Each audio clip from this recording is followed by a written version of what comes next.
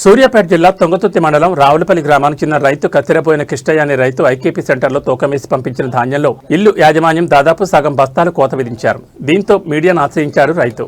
ఈ సందర్భంగా రైతు మాట్లాడుతూ ఐకేపీ కొనుగోలు కేంద్రంలో 129 బస్తాల ధాన్యాన్ని తూకం వేసి లారీకెత్తారు.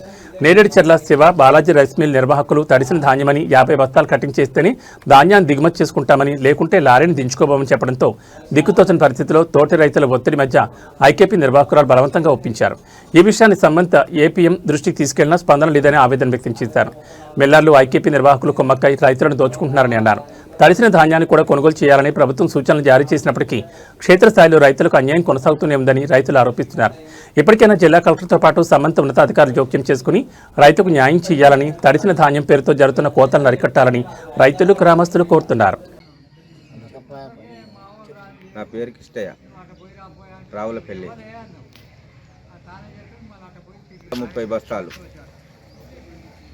130 బస్తాల ఆమె అనేది అక్కడికి రాలేదు.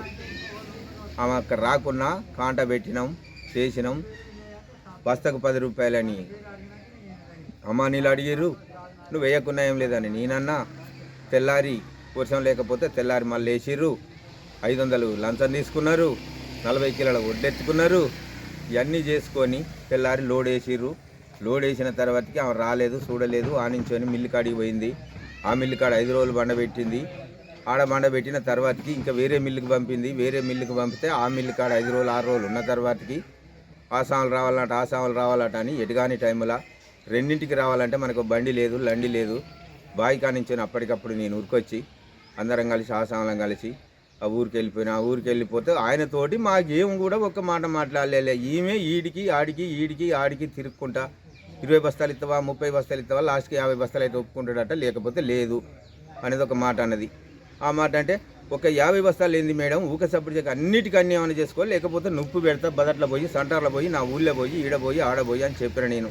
అట్లా అంటే ఎట్లా, ఇట్లా అంటే ఎట్లా, మాట పోతుంది కదా, అది పోతుంది కదా, ఇది పోతుంది కదా అని చెప్పేసి అన్నది. అన్నీ కూడా తీసుకోవాలి. నేను ఆనించుకొని బయటికి వెళ్ళి వచ్చి రోడ్డు మీద కూర్చున్నా.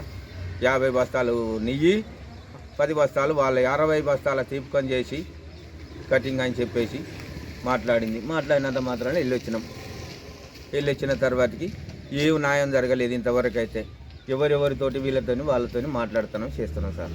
అంతే. దయచేసి న్యాయం చేయండి.